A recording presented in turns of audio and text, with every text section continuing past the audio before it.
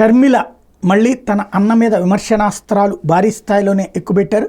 ఎన్నికల్లో రాష్ట్ర ప్రజలు జగన్ని గద్దెదించాలని బలంగా అనుకున్నారని, అందుకే వైకాపా ఘోర పరాజయం చవిచూస్తుందని కాంగ్రెస్ రాష్ట్ర అధ్యక్షురాలు వైఎస్ షర్మిల తెలిపారు. ఎన్నికలు రాష్ట్ర చరిత్రలోని విచిత్రమైనవని అభివర్ణించారు. విజయవాడలోని కాంగ్రెస్ పార్టీ కార్యాలయంలో మాట్లాడుతూ మార్పు కావాల్సిందని ప్రజలు నిర్ణయించుకున్నారు.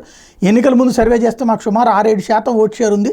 నేను రాష్ట్ర వ్యాప్తంగా 64 శాసనసభ నియోజకవర్గాలు పట్టించా, అయినా మేము ఆశించిన మేర ఓటు సాధించలేకపోయాం. ఓటు వృధా కాకూడదన్న ఉద్దేశంతో ప్రజలు కాంగ్రెస్ పార్టీకి కూడా ఓటేయలేదు. ఏదైనా కాంగ్రెస్ పార్టీ ప్రజల గుండెల్లో స్థానం సంపాదించుకోగలిగింది.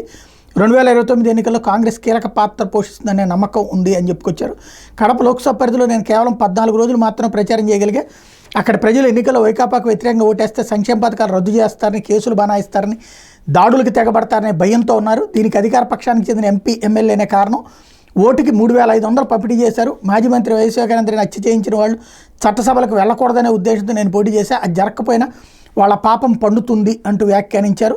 రివర్స్ టెండరింగ్తో పోలవరం వ్యయాన్ని జగన్ పెంచేశారు. ఇప్పుడు చంద్రబాబుకు కేంద్రానికి మద్దతు ఇస్తున్నారు కాబట్టి అది పూర్తి చేయాలని పిలుపునిచ్చారు.